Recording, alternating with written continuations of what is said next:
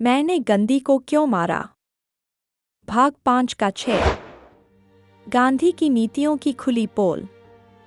कांग्रेस की भारत छोड़ो नीति और नारा तथा लीग का फूट डालो और छोड़ दो नारा हताश होने के कारण गांधी जी ने भारत छोड़ो नीति विकसित की, जिसे कांग्रेस ने मंजूरी दे दी थी। इसे विदेशी प्रभुत्व के खिलाफ सबसे बड़ा विद्रोह माना जाता था। गांधी जी ने लोगों को करो या मरो का आदेश दिया था। सिवाय इसके कि कुछ नेताओं को तुरंत गिरफ्तार कर लिया गया और हिरासत में ले लिया गया, कुछ कांग्रेसी कुछ हफ्तों तक हिंसा के कृत्यों में शामिल थे। खैर, ब्रिटिश सरकार ने 3 महीने से कम समय में ही दृढ़ता और चतुराई से आंदोलन को दबा दिया। आंदोलन शीघ्र ही ध्वस्त हो गया। कुछ बचा तो वह थी कांग्रेसी और उसके समर्थकों की, जो जेल से बाहर थे, गिरफ्तार किए गए नेताओं की रिहाई के लिए दयनीय दलीलों की एक श्रृंखला, और वह भी औपचारिक रूप से भारत छोड़ो आंदोलन को वापस लिए बिना, जिसका पतन पहले ही हो गया था। गांधी जी ने अपने साथियों की मुक्ति के लिए अनशन भी किया, लेकिन 2 साल तक, जब तक कि जर्मनों को पराजित नहीं किया गया, नेताओं को कैद में रहना पड़ा और हमारे शाही शासक उस पूरे दौर में जीतने का मजा लेते रहे। मो जिन्ना ने खुले तौर पर भारत छोड़ो आंदोलन को मुसलमानों प्रति शत्रुतापूर्ण आंदोलन बताते हुए उसके विरोध में फूट डालो और छोड़ दो का प्रतिनारा बनाया। तभी फिर गांधी जी की हिंदू मुस्लिम एकता का आगमन हुआ। हिंदी बनाम हिंदुस्तानी गांधी जी की बेतुकी मुस्लिम समर्थक नीति को भारत की राष्ट्रीय भाषा पर सवाल उठाने के उनके विकृत रवैये को इसने अधिक स्पष्ट रूप से समझाया और चित्रित नहीं किया जा सकता था। वैज्ञानिक भाषा के हर तरह के अध्ययन के बाद हिंदी की मांग सर्वाधिक है, इसीलिए इसे देश की राष्ट्रभाषा के रूप में स्वीकार किया जाना चाहिए। भारत में वापस आने पर गांधी जी ने हिंदी भाषा को बहुत प्रोत्साहन दिया, लेकिन यह देखते हुए कि मुसलमान हिंदी को नापसंद करते हैं, वे देशद्रोहियों की तरह दूसरी भाषा के पक्ष पोषक समर्थक बन गए, जिसे कि हिंदुस्तानी कहा जाता था। भारत में हर कोई जानता है कि इस नाम की कोई भाषा नहीं है, इसका न कोई व्याकरण है, न तो शब्द भंडार, वह केवल एक बोली है, बोलचाल की भाषा है, और तो और उसका कोई लिखित रूप भी नहीं है। वह एक घटिया भाषा है और हिंदी उर्दू का मिश्रण है, संकर भाषा। इसे गांधी जी के सारे कुतर्क भी लोकप्रिय नहीं बना सके। हालांकि मुसलमानों को खुश करने की उनकी इच्छा के कारण उन्होंने हिंदुस्तानी को राष्ट्रभाषा बनाने पर जोर दिया। माना जाता है कि उनके वफादार समर्थकों ने उनका आंख बंद करके समर्थन किया, इसलिए उन्होंने इस संकर भाषा का प्रयोग करना शुरू किया। बादशाह राम और बेगम सीता जैसे शब्द बोले और लिखे गए। हालांकि महात्मा ने कभी मो जिन्ना को पंजिन्ना या मौलाना आजाद को पन आजाद के रूप में संबोधित करने का साहस नहीं किया। उनके सारे प्रयोग केवल हिंदुओं की कीमत पर ही हुआ करते थे। हिंदू मुस्लिम एकता की उनकी खोज एक तरफा थी। हिंदुस्तानी भाषा एक वेश्या की तरह हिंदी भाषा की शुद्धता और आकर्षण को ओढ़े मुसलमानों को खुश करने की कोशिशें थीं। भारत के बाकी नागरिक तो छोड़ो, कांग्रेसी भी उसे रामबाण औषधि समझकर गले से उतारने को तैयार नहीं थे। वे गांधी जी हिंदुस्तानी भाषा के समर्थन में कायम रहे। हालांकि हिंदू बहुसंख्यक थे और अपनी संस्कृति और मातृभाषा के प्रति अधिक समर्पित और वफादार होने के कारण दृढ़ साबित हुए और उन्होंने महात्मा की इच्छा और आशा के सामने सिर झुकाने से इनकार कर दिया। इसका परिणाम यह हुआ कि गांधी जी हिंदी परिषद में प्रबल और ऊंचे पद पर नहीं पहुंच पाए और उन्हें उस निकाय से त्यागपत्र देना पड़ा। इतना होने पर भी उनका घातक प्रभाव अभी भी बना हुआ है और कांग्रेस सरकार अभी भी हिंदी या हिंदुस्तानी के बीच चयन करने में संकोच करती है। सामान्य ज्ञान और दिमाग रखने वालों को अभी भी मन में यह बात स्पष्ट हो जानी चाहिए कि 80% लोगों द्वारा बोली जाने वाली भाषा ही देश की राष्ट्रीय भाषा बनने की अधिकारी होनी चाहिए। उनका मुसलमानों के प्रति दिखावटी सहयोग मानो उनकी मूर्खता का प्रमाण दे रहा था। सौभाग्य से हिंदी भाषा और देवनागरी लिपि के लाखों करोड़ों समर्थक हैं। उत्तर प्रदेश, यूपी सरकार ने हिंदी को प्रांत की भाषा के रूप में अपनाया है। भारत सरकार द्वारा नियुक्त समिति ने संविधान के पूरे मसौदे का शुद्ध हिंदी में अनुवाद किया है और अब कांग्रेस पार्टी को तय करना है कि वह विधानसभा में एकमत होकर हिंदी का समर्थन करे या फिर महात्मा के प्रति निष्ठा दिखाते हुए उनके इस महान देश में विदेशी भाषा थोपने के शैतानी प्रयास में दृढ़तापूर्वक साथ दे। व्यावहारिक दृष्टि से देखा जाए तो हिंदुस्तानी जैसी ही है, बस नाम दूसरा है। लेकिन उर्दू को चोरी छिपे हिंदुस्तानी कहना तस्करी करने जैसा है और राष्ट्रभाषा के रूप में स्थान देने की सोचना देश के साथ धोखाधड़ी करना है, जो अपराध है। और यही महात्मा ने करने का प्रयास किया। शिक्षा व विद्यालयों के कार्यक्रमों में और शिक्षण संस्थानों में उसके प्रयोग पर बल देना, और वह भी इसीलिए कि इससे मुसलमानों को खुश किया जा सकेगा। यह सोच महात्मा की कल्पित व्यवस्था में सबसे खराब सांप्रदायिक व्यवस्था थी। यह सब कुछ हिंदू मुस्लिम एकता के लिए था। वंदे मातरम गाया नहीं जाता है। मुसलमानों के लिए गांधी जी का प्रेम अंधा, सही या गलत, सच्चाई या न्याय की परवाह किए बिना मुस्लिम नेतृत्व के लिए उनकी अमिट लालसा और हिंदुओं की भावनाओं की समग्र रूप से अवहेलना थी। यह असल में महात्मा की नृशंसता थी। यहाँ यह बात उल्लेखनीय है कि कुछ मुसलमानों को प्रसिद्ध भजन वंदे मातरम पसंद नहीं था, इसलिए समय के साथ जहाँ तक संभव हो धीरे धीरे महात्मा ने उस गीत को गाना या पढ़ना बंद कर दिया।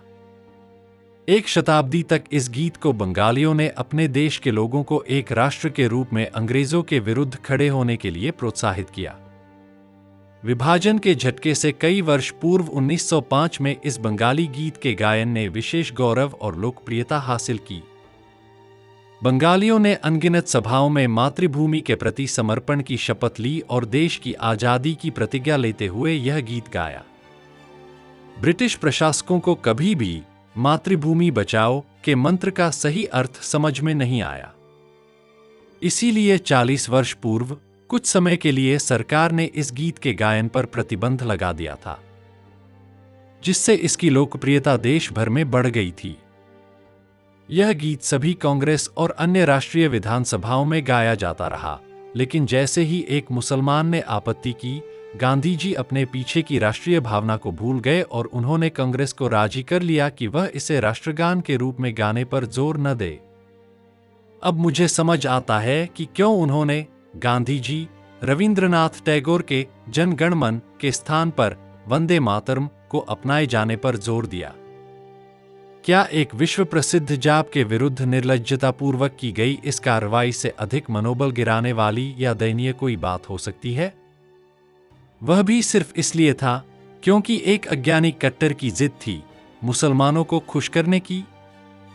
देश के लिए प्रेम दिखाने का, आगे बढ़ने का सही तरीका होता अज्ञानियों को प्रबुद्ध कर पूर्वग्रहों को दूर करना, पर अपनी 30 वर्षों की असीमित लोकप्रियता और नेतृत्व के दौरान गांधी जी ने यह प्रयास करने का साहस नहीं किया।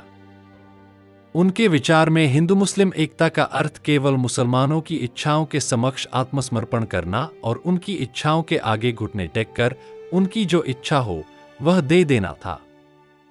इसमें कोई आश्चर्य नहीं कि उनकी एकता की कल्पना कभी भी साकार नहीं हुई और न कभी आने वाले समय में साकार होगी।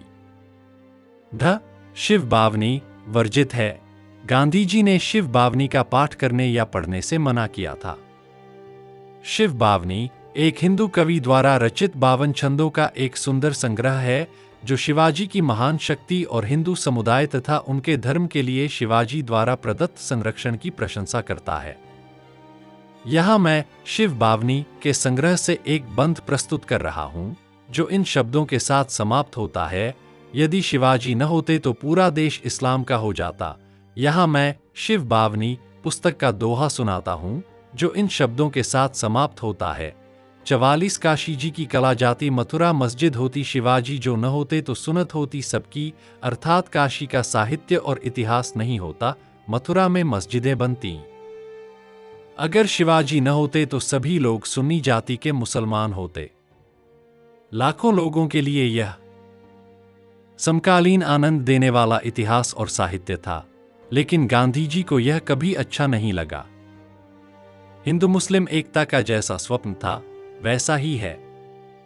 न प्रोत्साहित सुहरावर्दी।